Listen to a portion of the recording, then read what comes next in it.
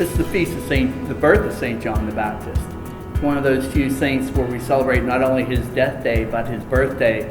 The death day is later on this year. But for the birth of John the Baptist, the gospel ends by asking the question, who's this guy going to be? Who's this child going to become? And it's probably a question that every parent's asked at one point or another. But for John, what is he going to become? I could ask you that and they say, oh, we know the story. We know how it ends. But with this, it's not about how it ends. It's about who do you become because of John the Baptist? Does it change you at all? One of the things we have to look at with any prophet, we know that John was the ending of the Old Testament, the beginning of the New Testament, the prophet of both. So John's an outstanding prophet. Jesus says, no man greater than he has been born of a woman. And then later he says, no one is less, that everyone is greater than John in the kingdom of God. And so you have John kind of bridging the gap between the old and the new. And in this, we look at it and we say, okay, what does this mean for us? How do we change? I had an experience where my brother worked over in Norway for an oil company. And I had the chance, one of the first 2 years that I was ordained, to go over and visit him over in Norway. We stayed in Stavanger.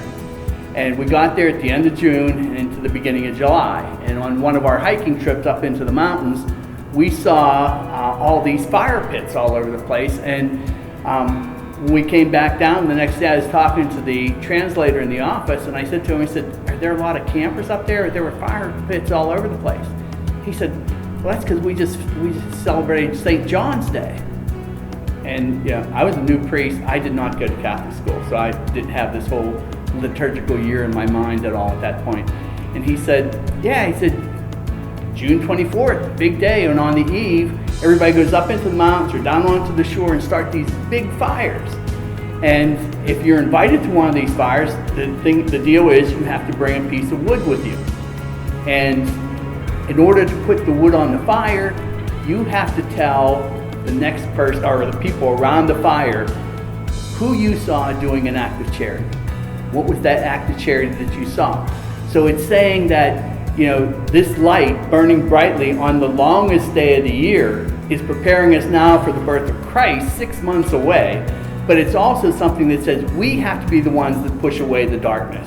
We have to be the prophets of today that speak out to the world around us, letting them see where these acts of charities are happening. If I stand up and tell you, I went to the prison and I went to a nursing home and I went to the hospital, all I'm doing is blowing my own horn. And so the idea on the Feast of St. John was to have these big fires all over the place where people talked about what everybody else was doing. So that you might ask, next year, might I be one of the stories that they tell about an act of charity that I did? As a church, who are we? Are we people that go in and want to worship and stay in the churches?